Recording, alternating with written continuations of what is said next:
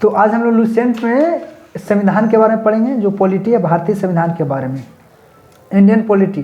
तो भारत की जो राज्य व्यवस्था है उसके बारे में पढ़ेंगे। तो भारत की जो राज्य व्यवस्था चलाई जाती है by the constitution of India, भारतीय संविधान के द्वारा भारत की राज्य व्यवस्था चलाई जाती है। तो इसमें पहला जो हम लोग को टॉपिक है भारतीय संविधान के विकास का संक्षिप्त इतिहास, यानी कि भारतीय संविधान का विकास कैसे हुआ उसके बारे में हम लोग आज डिस्कस करेंगे।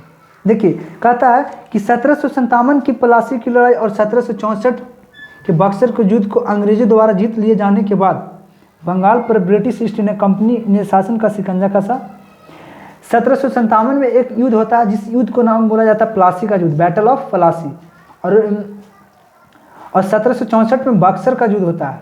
तो ये दो युद्ध बहुत ही महानिर्णायक युद्ध माना जाता है। इसी युद्ध के बाद से ऐसा माना जाता है कि भारतीय संविधान का विकास शुरू हुआ, यानी भारतीय संविधान का विकास का शुरुआती जो हुआ इन्हीं दो युद्धों से माना जाता है। पहला युद्ध क्या है? 1757 प्लासी का युद्ध, बैटल ऑफ प्लासी, और दूसरा युद्ध क्या था? बक्सर का युद्ध। बक्सर का युद्ध 1764 में हुआ था।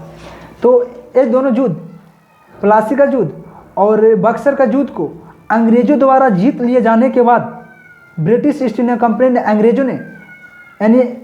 यानी ब्रिटिश इंडिया कंपनी ने बंगाल पर सबसे पहले अपना शिकंजा कसा, अपने यानी बंगाल को अपने कब्जे में कर लिया, ठीक ना। और इसी शासन को शासन कर लिया, यानी कि बंगाल पर ब्रिटिश इंडिया कंपनी ने क्या कर लिया? शासन यानी शिकंजा कसा।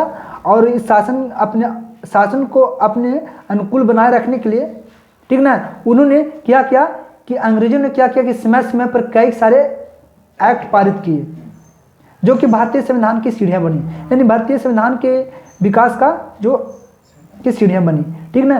तो कई सारे एक्ट पारित किए गए, उसमें से जो पहला एक्ट था ब्रिटिश ईस्ट इंडिया कंपनी द्वारा यानी अंग्रेजों द्वारा पारित किया गया पहला एक्ट था 1773 का रेगुलेटिंग एक्ट, 1773 का रेगुलेटिंग एक्ट, ठीक ना। इस एक्ट का बहुत ही संवैधानिक महत्व है।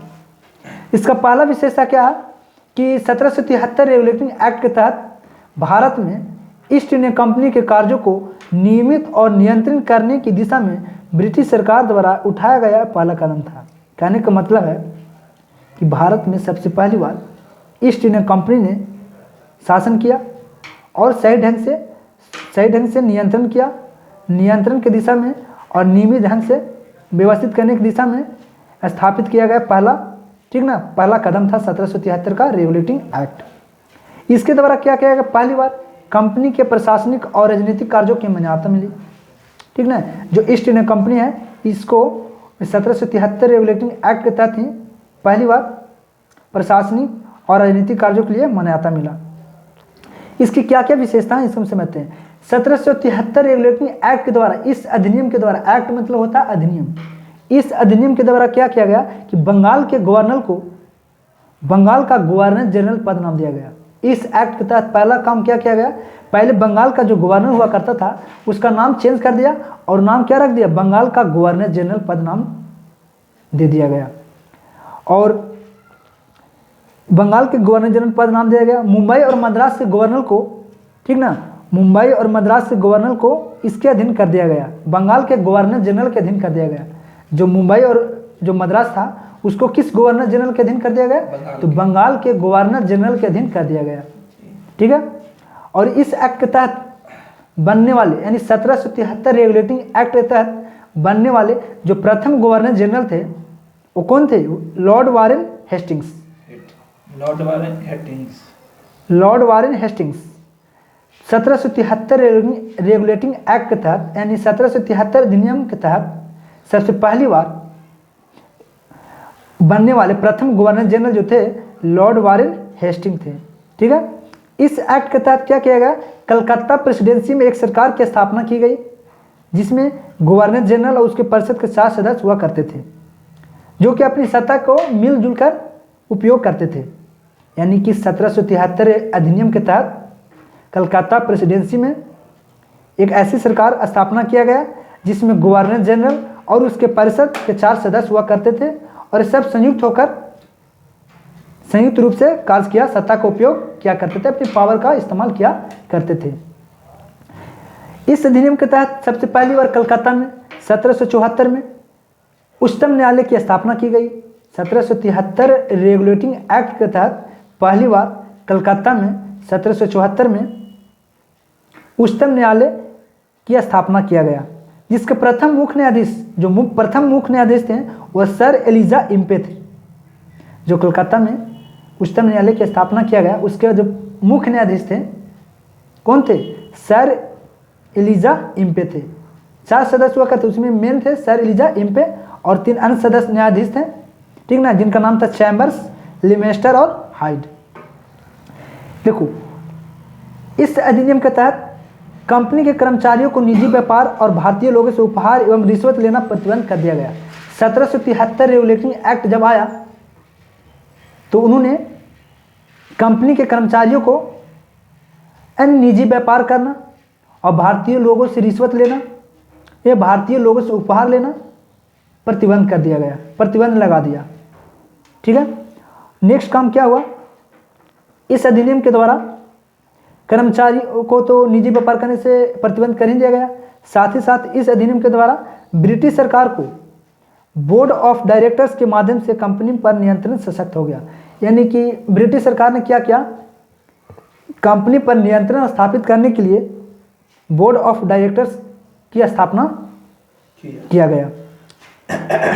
इससे भारत में राजस्व, नागरिक और सैन्य मामलों की जानकारी ब्रिटिश सरकार को देना आवश्यक कर दिया गया। ये जो बोर्ड ऑफ डायरेक्टर्स स्थापना किया गया, इसको सारा जानकारी देना अनिवार्य कर दिया गया। किसको? सरकार को देना, ब्रिटिश सरकार को सारा का सारा ब्यौरा देना अनिवार्य कर दिया गया। और उसके बाद अगला एक्ट आता है 1773 के बाद 1781 में एक्ट आता है जिसका नाम होता है act of settlement. Regulating act की कमियों को दूर करने के लिए अगला एक्ट पारित होता है, जिस एक्ट का नाम था 1781 का एक्ट ऑफ सेटलमेंट, ठीक है। इस एक्ट के अनुसार क्या किया गया कि कलकत्ता की सरकार को बंगाल, बिहार और उड़ीसा के लिए भी विधि बनाने का अधिकार प्रदान किया गया। यानी कहने का मतलब हुआ जो कलकत्ता की सरकार को बंगाल, बिहार और उड़ीसा सभी जगह विधि, यानी विधि मतलब होता है कानून बनाने का अधिकार दे दिया गया।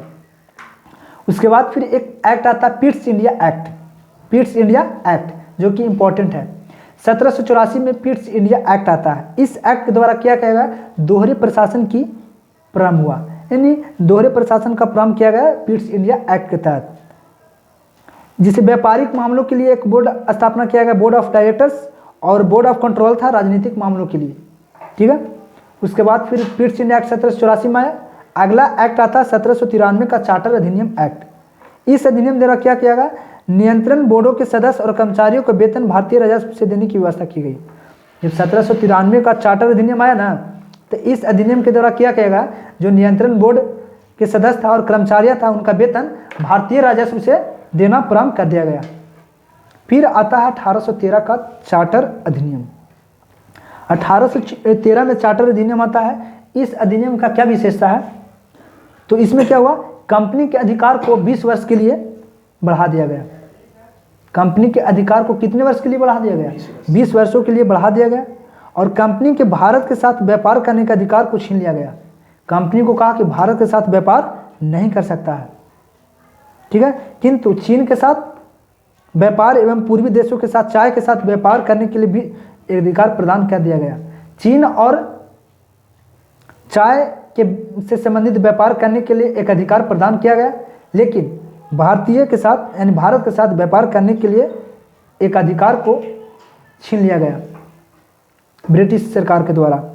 कंपनी को केवल चीनी और चाय के साथ ही व्यापार कर सकता है, ये बताया गया किस चार्टर अधिनियम में? तो 1813 का चार्टर अधिनियम एक्ट के तहत। और फिर जब 1813 का चार्टर अधिनियम में 1813 चार्टर अधिनियम से पहले जो भी अधिनियम आया था, उससे पहले ईसाई पादरियों को भारत में आने की आज्ञा नहीं दिया जाता था, नहीं थी, यानी कि भारत में नहीं आ सकता था, ईसाई पादरी भारत में नहीं आ सकता था। लेकिन इस अधिनियम के तहत 1813 का चार्टर अधिनियम के तहत क्या किया गया? ईसाई पादरियों को आगमन भारत में आने की सुविधा प्रदान कर दिया गया, समझे? तो 1813 का चार्टर अधिनियम ये सब समझ में आ रहा ना?